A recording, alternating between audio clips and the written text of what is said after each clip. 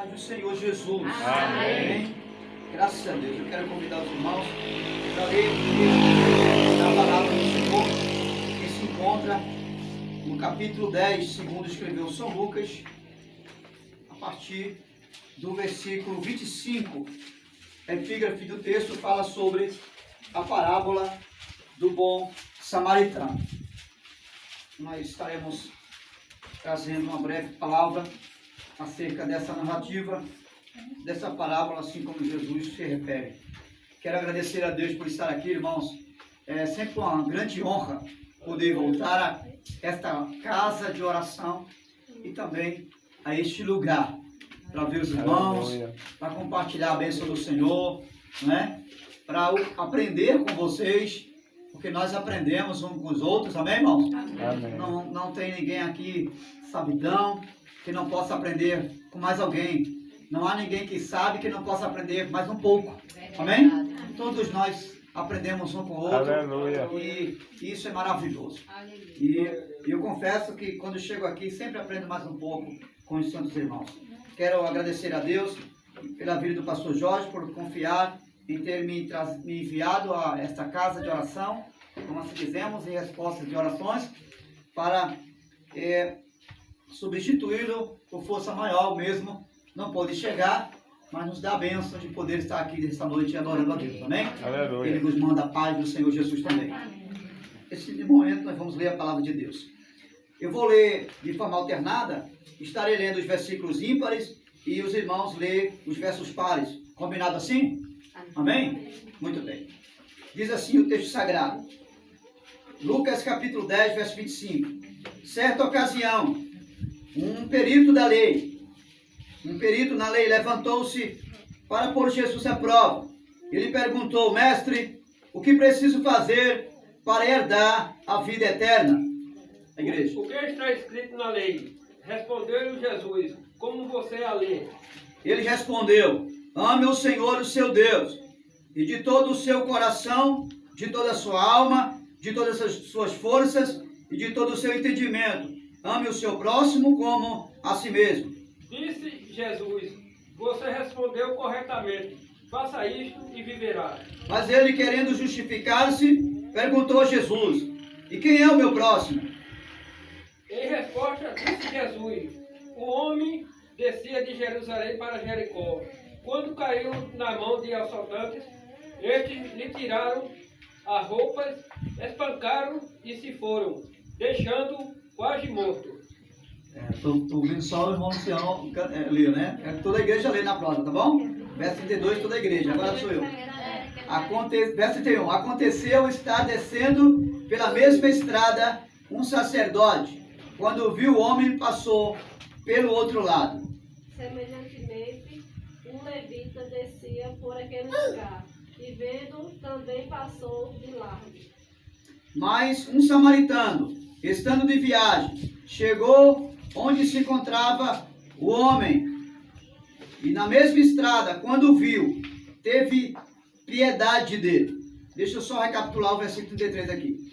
Mais um samaritano, caminhando na estrada, seguindo o seu caminho, chegou onde se encontrava o homem e quando o viu, teve piedade dele. E aproximando-se, atou-lhes as feridas, deitando-lhe azeite e vinho. Então, pondo sobre a sua cavalgadura, levou a uma estalagem e cuidou dele. No dia seguinte, deu 2 denários ao hospedeiro e lhe disse: cuide dele, quando eu voltar lhe pagarei todas as despesas que você tiver. 36. Qual desses três você acha que foi próximo do homem que caiu nas mãos dos assaltantes? Aquele que teve misericórdia dele, respondeu o perito na lei. Jesus lhe disse: vá e faça o mesmo. Diga amém. Amém. Glória a Deus. Em nome de Jesus. Vou procurar ser o máximo sucinto com as 20 palavras. O texto vai nos ensinar sobre a primeira realidade. É que o texto vai dizer que um perito da lei um homem conhecedor da lei, a lei judaica, chamamos a conhecida assim como a Torá, o Pentateuco. Ele era conhecedor da lei, dos mandamentos do Senhor. E ele vai buscar saber de Jesus. E é interessante porque ele é conhecedor da lei. Ele sabe qual é a lei. Ele conhece bem a lei, nos seus mínimos detalhes. E ele pergunta a Jesus agora o que deve fazer para herdar a vida eterna. É uma pergunta meio infundada, né? Porque ele é conhecedor da lei, a lei do Senhor, a lei que liberta, a lei que salva, a lei que redime. A lei do Senhor é uma lei completa, é uma lei plena. Ele sabe de tudo isso. Mas é intrigante porque ele vai a Jesus e o texto vai dizer que ele vai a Jesus e faz a pergunta exatamente para testar a Jesus, para saber qual a posição de Jesus em relação a isto. E o texto diz que ele pergunta o que fazer para dar a vida eterna. E é interessante porque esse homem, ele por mais que conhecesse a lei, na maioria das vezes, aqueles que conhecem muito e que sabem, não estou generalizando aqui, porque há pessoas que têm o conhecimento, mas não a ponto de apenas ter o conhecimento como uma informação, como algo informativo para a sua vida. Mas esse homem, ele nos revela e nós percebemos que ele tem o conhecimento da palavra, tem o conhecimento do Senhor, mas apenas a nível de informação. Ele conhece a salvação do Senhor, teoricamente falando. Ele conhece como fazer para ser salvo, a nível de conhecimento da lei, a nível de informação. E aí nós vamos perceber isso por quê? Porque ele faz essa pergunta a Jesus: o que farei para ser salvo? E quando Jesus vai se deparar diante dele e faz a pergunta e faz a relação dos 10 mandamentos, e ele diz: isso já tenho feito desde criança. Jesus começa a expressar-se que não só deve adorar a Deus, não só deve estar obedecendo os mandamentos, mas no final de tudo isso amar a si mesmo como o seu próximo. Ele vai e faz uma pergunta que jamais um perito da lei poderia ter feito essa pergunta. Ele pergunta: quem é o meu próximo? E quando ele pergunta quem é o meu próximo, parece que ele não conhece nada da lei. Porque uma das coisas que a lei muito aborda é sobre a relação, não só uma relação com Deus, mas uma relação com as pessoas. Se tem uma coisa que Deus estabelece como princípio de vida, chama-se um princípio de vida de relacionamento com as pessoas. Quando você vai observar o que Deus estabelece nos 10 mandamentos, Deus estabelece 4 princípios de mandamento de relacionamento com Ele, de uma relação com Ele, e 6 mandamentos dos 10 que Ele estabeleceu como princípio, fundamento para seguir a Ele e obedecer a Ele. Ele estabelece 6 mandamentos a nível horizontal, não na vertical, ou seja, 6 mandamentos onde eu possa e eu devo ter um bom relacionamento com as pessoas. E aí você vai perceber que Deus, Ele se interessa e tem interesse, Ele se importa, não apenas que eu tenha um bom relacionamento com Ele, mas um bom relacionamento também com as pessoas. Ou seja, esse perito da lei parece não conhecer que Deus, Ele deseja que ele tenha um relacionamento com Ele, mas com as pessoas. E que essas pessoas, elas não são os ETs, elas não são coisas alienadas ou do outro mundo do qual ele não possa conhecer. Porque ele pergunta: quem é o meu próximo? Ele tem tanto conhecimento da lei, mas na hora de saber quem é o seu próximo, ele se mostra alguém que não sabe quem é aquele que está do seu lado, humano, como ele é também. Ou seja, aparentemente, esse doutor da lei, ele parece um tipo de um crente que recebeu a informação dos princípios da palavra, recebeu o conhecimento do Senhor, e parece que ele só tem uma compreensão de que esse conhecimento que chegou a ele como um conhecimento da lei e como apenas informação, parece que ele só entende que esses mandamentos devem ser vividos no sobrenatural da sua existência. E parece que esse próximo dele não é um próximo de carne e osso, parece que é um ET, que ele vai ainda conhecer quando sair daqui para morar com Deus. E não é nada disso. Esse próximo é alguém que está do meu lado. Você, sou eu. Amém? Amém. Diga esse próximo. É quem está do meu lado. Não é um ET. Não é um alienado. Não. Ou alguém que você vai conhecer após a morte. Não. É alguém que é vivenciado aí do seu lado. Então, esse perito da lei, ele vai nos deixar uma lição e nós vamos aprender com ele que de vez em quando queremos saber, nos informar de muitas coisas a respeito de Deus. E é bom, não é pecado você buscar conhecimento de Deus, não é errado você estudar, até se for necessário um curso teológico, para se aprofundar. Agora, buscar esse conhecimento com um propósito definido, não apenas para ter informação e nem para ficar na alienação dos seus pensamentos, como se fosse para viver isso após a morte ou no mundo sobrenatural da vida. Não! Eu e você precisamos pegar toda essa base e toda essa informação e colocar isso na prática. Porque se isso não acontecer, nada, nenhuma informação, nenhuma base, seja lá avalanche e a multidão de conhecimento de Bíblia ou de qualquer outro livro, de qualquer outra ciência que você venha ter, nada disso vai ter sentido para a sua vida. Tudo vai ser como um barulho, só vai fazer barulho e nada mais. E era isso. E esse era um dos problemas que estava acontecendo na vida desse religioso, desse perito judeu, que na verdade mais nada menos nada era do que um religioso.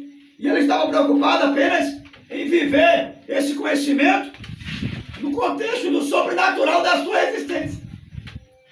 Só que Jesus está ensinando que esse evangelho que eu e você recebemos, ele é para ser vivido não apenas dos seus sonhos. Ele é para ser vivido não apenas aqui dentro como uma meditação de alguém que está só pensando no que ouviu, só ficando meditando. Medita um pouco hoje, medita um pouco amanhã, pensa, porque achou bonito o que foi falado, achou interessante o conhecimento do pastor, achou legal a informação, porque nunca teve uma informação que teve como aquela, achou bonito, tudo muito bonito. E ele agora coloca isso na sua cabeça e fica só guardando numa cachola, como se fosse para fazer isso. E na verdade não é nada disso. O evangelho que nós recebemos é o evangelho que eu recebo aqui agora, mas quando eu sair daqui, eu já preciso colocar ele na prática. Verdade. A fazer isso jus na minha vida, mas não só na minha vida, porque eu não sou um monte gelado de um monte asiático da Antártica que fica lá sozinho, não. Eu sou alguém e mais alguém que me relacionam com um, com dois, com três, e esse evangelho tem que ser praticado no meio de mais alguém. Amém? Amém? Esse evangelho tem que ser vivenciado, esse conhecimento, essa informação, eu preciso colocar em prática e viver ele com os pés no chão. Glória a Deus. É o chão da vida que eu pratico o evangelho. Não é numa alienação. Ou quando sair daqui para a eternidade, achar que agora é a hora de praticar o evangelho. Não. Na eternidade, você vai desfrutar daquilo que você fez aqui embaixo. Amém? Amém. Você vai desfrutar do evangelho que você viveu aqui embaixo. Porque o verdadeiro evangelho não começa em cima, começa aqui embaixo. Digo, o evangelho verdadeiro não começa em cima, começa aqui embaixo. Nesse chão que você pisa. Amém? No meio de pessoas diferentes de você. No meio de gente que lhe ama e de gente que lhe odeia. No meio de gente que bate palmas para você e quando você vira as costas está vaiando você. No meio de gente que é verdadeiro, mas no meio de pessoas falsas também. Amém? Esse evangelho é vivido no meio da verdade que nós anunciamos, mas em meio às mentiras do mundo, no contexto do seu sistema. Esse é o Evangelho. No Evangelho que encontramos desafios em meio a esse mundo que Jesus falou. No mundo, veja, ele não disse após a morte, não, ele disse no mundo, no meio desse sistema, vocês terão aflições. Mas tenha bom ânimo. Bom ânimo para quê? Bom ânimo para viver o Evangelho que você recebeu. Bom ânimo para fazer o que ele disse que você faria. Bom ânimo para manter fidelidade a ele no mundo infiel. Bom ânimo para profetizar a verdade e proclamar a verdade, não só dizer em palavras, mas com a sua vida, a verdade do Evangelho. Bom ânimo para lutar e vencer. Mas em meio a essa vida, é no meio das trevas, sendo luz. É no meio de um mundo sem sabor, tendo, diga, sabor. Porque você é o sal da terra. É nesse sentido. E esse perito da lei, ele tinha apenas informação. E ele era tão alienado que chegou a perguntar a Jesus quem era o próximo dele. Não é? E Jesus trouxe essa parábola a respeito de um sacerdote, um levita e um samaritano. E a mensagem do Evangelho, ela não me chama primeiro para viver o sobrenatural de Deus. A primeira mensagem do Evangelho que eu recebo de Jesus é para viver no conceito do horizontal. Amém? Amém. Porque não vai adiantar eu querer viver o Evangelho na vertical, no sentido de me relacionar apenas com Deus e me esquecer que eu ainda estou aqui embaixo e me relaciono com pessoas, com seres humanos. E foi para isso que Jesus veio, para salvar não só a mim, mas mais um que está do meu lado. Amém? Jesus veio para me ajudar a me relacionar bem, cada dia melhor. Me relacionar não foi com robô, foi com pessoas também não perfeitas, não foi com pessoas que não têm pecado. Jesus veio para me ajudar a me relacionar, mesmo sendo salvo, liberto pelo poder do seu sangue e tendo certeza que vou morar no céu. Mas ele veio para me ajudar, ajudar você a ter bom relacionamento. Aleluia. Com mais um, que também é um pecador igual a mim. Amém? Amém. Jesus veio para isso. Essa é a primeira mensagem do Evangelho. Depois que eu aprendo a conviver esse Evangelho no meio de pessoas diferentes de mim, que tem dificuldade de amar como eu, que tem dificuldade de perdoar como eu, que tem dificuldade de viver o Evangelho como eu, quando eu entender isso, e agora aceitar o desafio de compartilhar esse mesmo Evangelho que eu recebi, que como um ser imperfeito, parcial, eu não sou perfeito, mas eu também acredito que quem está do meu lado, como o Luciano e qualquer outro aqui, não é perfeito também, e receber esse mesmo Evangelho, eu preciso entender que embora nós sendo imperfeitos, Ele nos chamou para segui-lo e para viver esse Evangelho aqui embaixo. Aleluia. Diga, embora sendo imperfeito, eu recebi o chamado, uma vocação para viver o Evangelho e seguir Jesus aqui embaixo. Quanto viver? Então, depois que você passa a viver na horizontal esse Evangelho, no contexto da relação um com o outro, mesmo com dificuldade, porque não é fácil amar sem ser amado, não é fácil abraçar sem ser abraçado, não é fácil perdoar quem não te perdoa, mas é necessário, amém? Diga, é necessário. Não é fácil andar com quem não quer andar com você.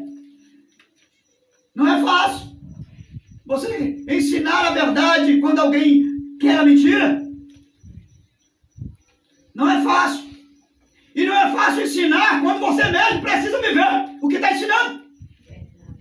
Né? Porque ensinar aqui é fácil. É moleza. Qualquer um chega aqui na frente e diz, faça o que Jesus mandou fazer. A questão é saber se esse que está falando aqui agora está fazendo o que Jesus mandou fazer. Verdade. Essa é a questão. Bom, nós temos aqui esse princípio, que o Evangelho que nós recebemos é um Evangelho vivido primeiro aqui embaixo. E quando ele é conseguido viver aqui embaixo, naturalmente você vai conseguir viver ele na vertical. Uma relação com Deus. Mas não adianta você querer viver uma relação com Deus se você não está disposto a viver uma relação com as pessoas. E parece que viver uma relação com as pessoas, no sentido de convivência, parece que fica mais difícil, né? Afinal de contas, Deus ninguém vê. Não é verdade? Ninguém está vendo Deus. Ninguém vê Deus. Mas Deus vê todo mundo. Não é verdade? E aqui embaixo eu estou vendo. Eu estou vendo gente que às vezes me provoca propositadamente. E eu estou vendo gente que está me ouvindo. Eu sei que está me ouvindo, mas às vezes faz ouvido e me acalou. Não é? No curso dessa vida não é assim, não é? É assim. Você está falando com o menino não vai dizer que ele está ouvindo, mas parece que ele está com ouvido e me acalou. Quando você fala, mas ele faz o que não é para fazer. A vida aqui é assim. Então viver com pessoas é mais difícil. Mas não é impossível. Diga, não é impossível. Não é impossível. Porque Jesus veio e ele se fez carne, o verbo se fez carne para isso. Para mostrar que é possível você viver com gente diferente de você. Amém? Porque quem é igual a Maricela? Ninguém. É única no Brasil. E fora do Brasil. Amém? Quem é igual a chama a Teté, a Terezinha? Ninguém. É única. Quem é igual a Janete, pequenininha assim? Mas é única. Mas é a única que Jesus quer usar. Amém? É única no seu ser. E Deus não rejeita porque você é única. E é a única que faz e tem o único comportamento que ninguém tem. Mas Ele quer usar você. Porque Ele sabe que embora você é imperfeita, mas é um imperfeito que no caminho que você segue Ele hoje, segue Ele amanhã, o processo do seguir Ele vai aperfeiçoar você. Porque se você foi bom hoje, amanhã você pode se tornar melhor. Diga, se eu fui bom hoje, amanhã eu posso ser melhor. A vida do cristão é assim. E não importa se você não conseguiu dar 100% hoje, mas pelo menos alguma porcentagem você deu para Jesus. O que Ele não quer é que você se apresente de mão vazia. Amém? O que Ele não quer é que você passe o dia tentando se justificar porque não fez nada e não teve isso para fazer, porque não teve ferramenta, não sabia. Ele não quer justificativa desfarrapada. Ele quer que você pelo menos faça alguma coisa. Aleluia. Porque Ele deu ferramenta para todo mundo. Todo mundo tem ferramenta na mão para trabalhar. Todo mundo tem elementos o suficiente do Evangelho para fazer alguma coisa, mesmo não sabendo fazer como deveria fazer. Mas o que Ele quer é que você faça. Amém? Porque Ele não quer perfeição. Se Ele quisesse perfeição, você já estava na glória. Porque perfeito só na eternidade. Mas aqui embaixo, pelo menos, alguma coisa Ele está esperando que eu faça e que você faça também. Diga, pelo menos alguma coisa. Eu preciso fazer. Eu preciso. Agora é você fazer. Não é outro. Amém? Não joga a bola pro outro, não. Toma aí, faz o gol. Não, é você que tem que fazer. Diga, sou eu que tenho que fazer? Em nome de Jesus. O texto vai dizer que veio um sacerdote. O texto vai dizer, vai falar sobre um personagem principal que é o homem que está, é um judeu que está caído em uma determinada estrada e os ladrões vêm, roubam o que ele tem e deixam ele quase morto. Não está morto, mas está quase morto, na beira da estrada. E vem lá o sacerdote e passa de lado. Ele vem na estrada, mas pega um rumo de outro caminho. Preste atenção nisso aqui. Depois vem o levita, também passa de largo na mesma estrada e pega o seu caminho e vai embora. Depois vem um samaritano, também, ele vem na mesma estrada. O texto está dizendo, os três vêm na mesma estrada. Diga comigo, na mesma estrada os três. Mas cada um deles pega um caminho de fé diferente. E aí, em síntese, eu aprendo aqui que todos nós, os três vieram na mesma estrada. Primeiro lugar aqui que nós aprendemos é que todos nós caminhamos numa mesma estrada. Não tem duas estradas para ninguém. Nessa vida, aqui embaixo, seja você crente, seja você um ímpio, seja você que agrada a Deus, seja você que não se importa em agradar a Deus, todas as pessoas do mundo inteiro, elas caminham numa única estrada, que passa samaritano, passa levita, passa sacerdote, passa quem serve a Deus, passa o ladrão, passa quem não é ladrão, passa todo mundo. Amém?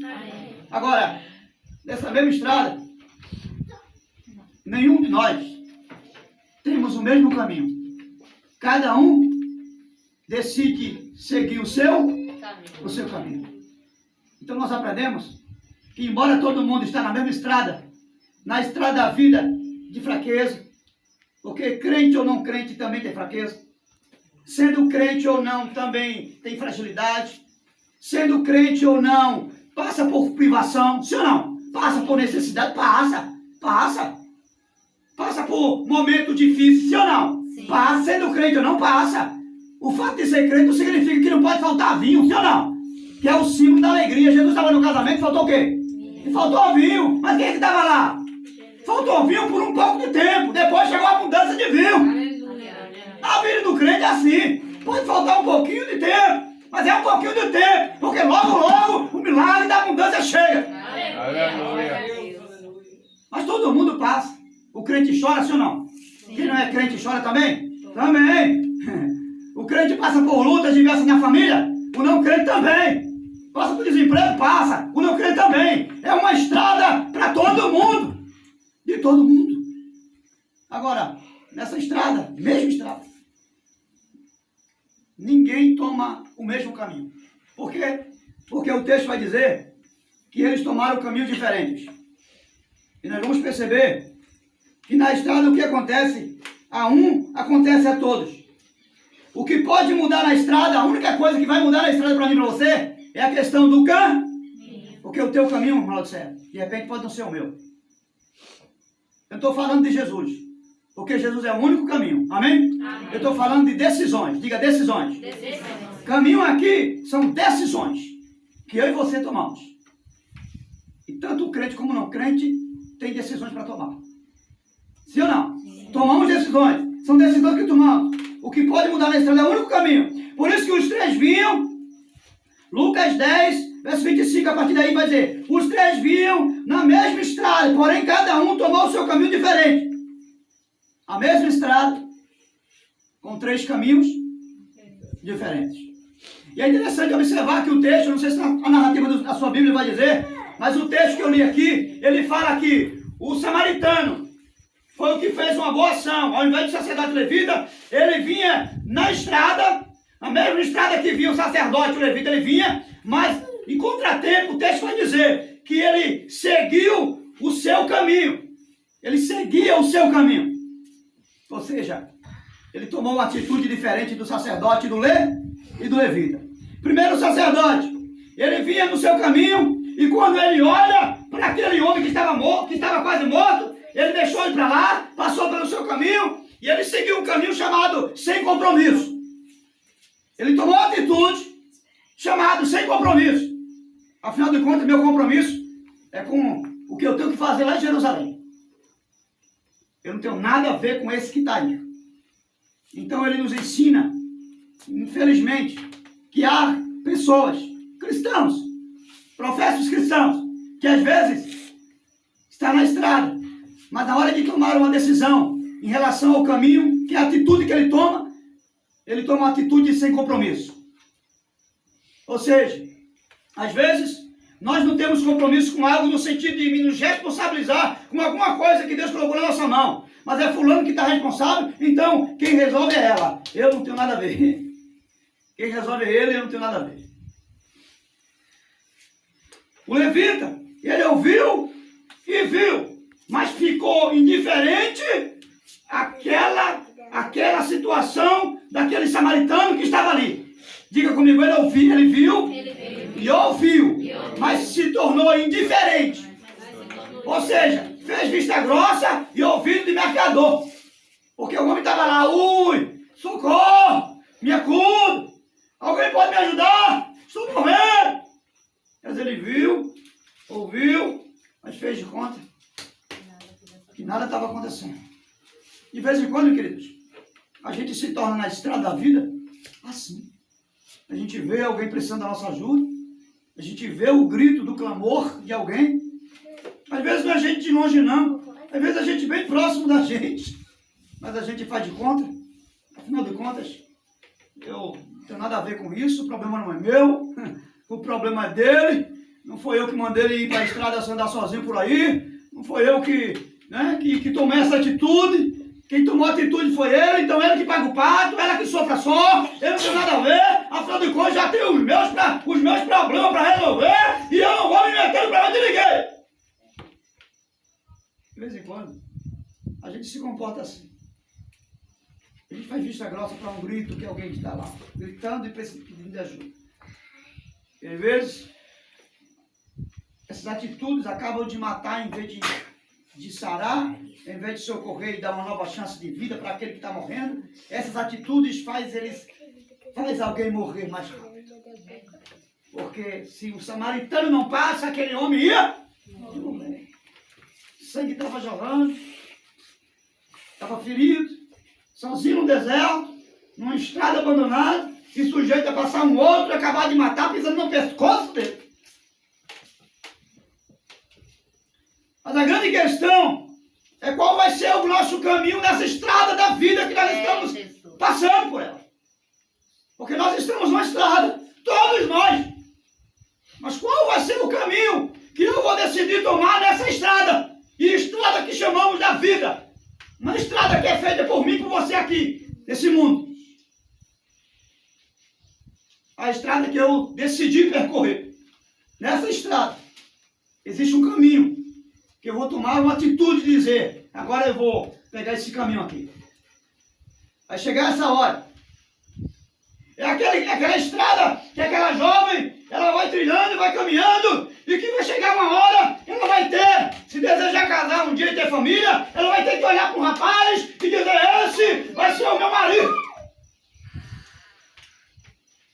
É aquela jovem, aquele rapaz que está lutando para se profissionalizar, e quando se profissionaliza, ou antes de se profissionalizar, ele vai ter que tomar uma postura e decidir qual a profissão que deseja exercer para continuar na estrada da vida. E essa escolha chama-se caminho. Diga, essa escolha se chama caminho. Se você não tomar a decisão de um caminho certo, de um caminho inteligente, de um caminho promissor, que não comprometa nem você, nem a sua família, e nem o seu futuro, e tampouco a presença de Deus com você, dias difíceis virão. Por isso, que nós precisamos ter cuidado na hora de seguir o caminho na estrada. Porque tem muitos caminhos. Diga, tem muitos caminhos.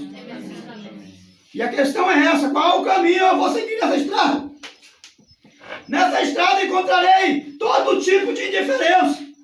E eu e você vamos fazer uma escolha. Eu não sei qual é a escolha nessa estrada. De que caminho? Se é o caminho da insensibilidade. Alguém está dizendo, está doendo. E eu olhar para ele e dizer, não dói em mim, então tá bom. Está doendo em você, então em mim não está doendo. Então tá bom. Eu não sei se é esse caminho que você vai escolher. Existe o caminho da indiferença. Parece que não está acontecendo nada. A gente vê o sofrimento do outro, parece que não está acontecendo nada. Eu não sei se é esse caminho que você vai escolher, o que eu vou escolher. Mas são decisões, são escolhas.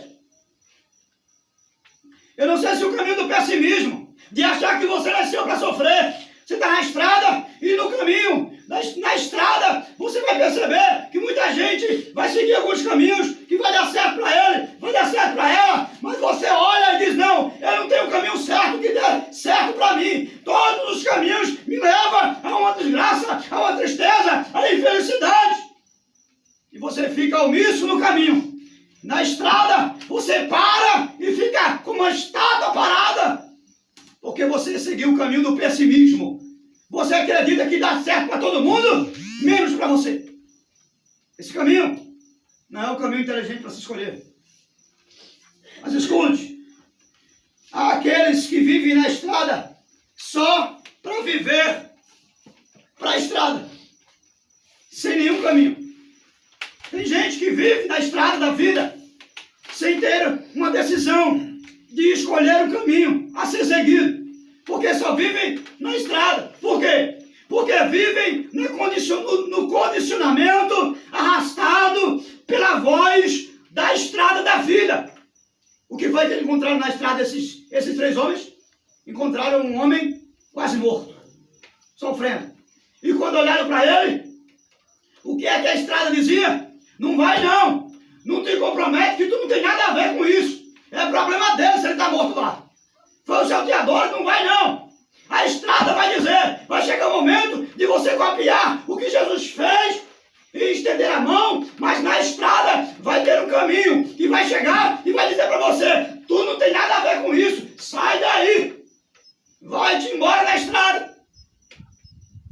Essa estrada vai chegar um momento que vai dizer para você que não olhe, nem olhe para o que está acontecendo.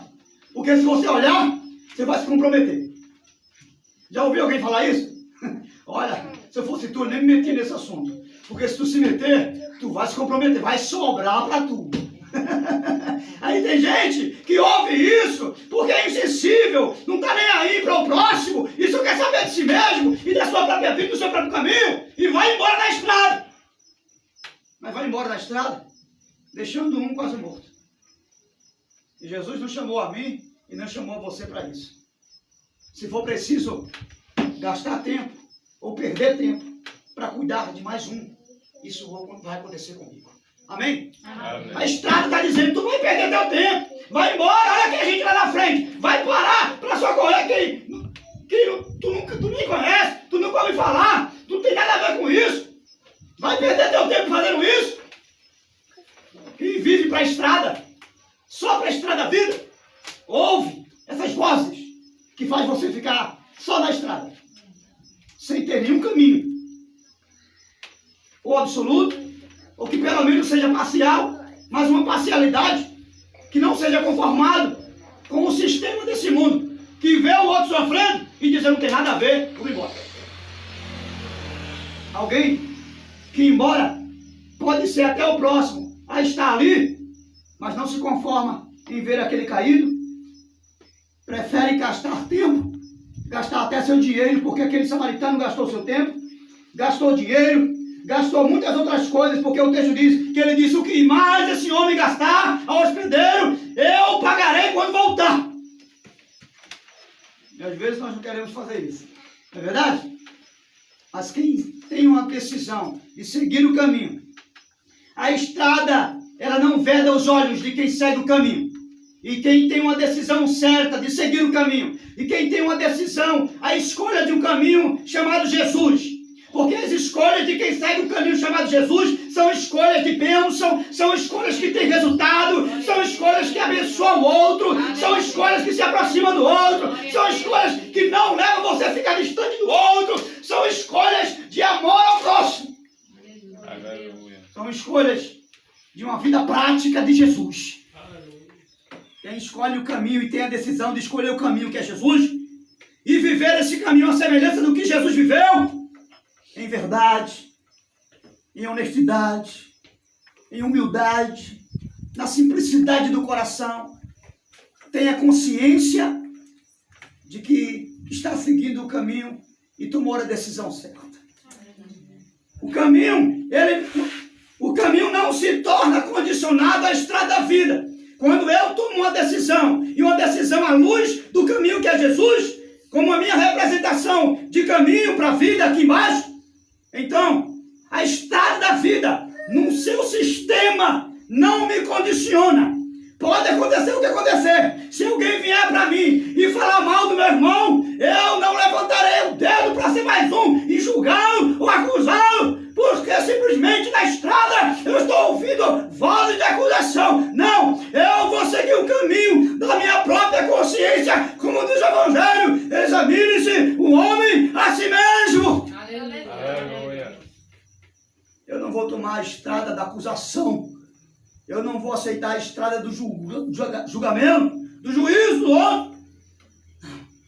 Porque eu não sou condicionado. O caminho que é Jesus e que eu sigo ele como minha representação de caminho vai me levar, sem medo de errar, a fazer alguma coisa pelo meu semelhante. Amém? Amém. Porque quem de fato decide tomar a atitude de seguir o caminho, é exemplo do que Jesus me representa como meu único e suficiente caminho, absoluto caminho, e não tem outro, nem para viver aqui embaixo, e nem para me levar à eternidade. Quando eu tomo essa posição nele, tudo que eu faço é para um bem não próprio, mas para um bem alheio. Amém? Diga tudo que eu faço. Quando eu tomo a decisão de escolher o caminho, que é Jesus, tudo que eu faço não tem primeiro um benefício próprio, mas um benefício alheio para alguém além de mim. Aleluia. E finalizando, o caminho, ele vai determinar qual estrada você vai percorrer. Vamos dizer junto, diga o caminho. Vai determinar qual a estrada que eu vou percorrer. E nesse sentido, nada que a estrada você encontrar vai condicionar você no contexto da vida aqui embaixo. Porque você tem um caminho que já condiciona a estrada. Você pode encontrar um monte de gente dizendo, volta, volta, não é essa estrada. E você vai dizer, é essa mesma. Porque o caminho que eu estou percorrendo, ele já me determinou a estrada que eu estou caminhando. Aleluia. E ninguém vai poder condicionar você, dizer, volta, porque é mentira. Porque você conhece que esse caminho, ele não é só caminho, ele também chama-se verdade e vida. Aleluia. Esse caminho não é só caminho, é verdade e vida. Aleluia. De pé, em nome do Senhor. Glória a Deus.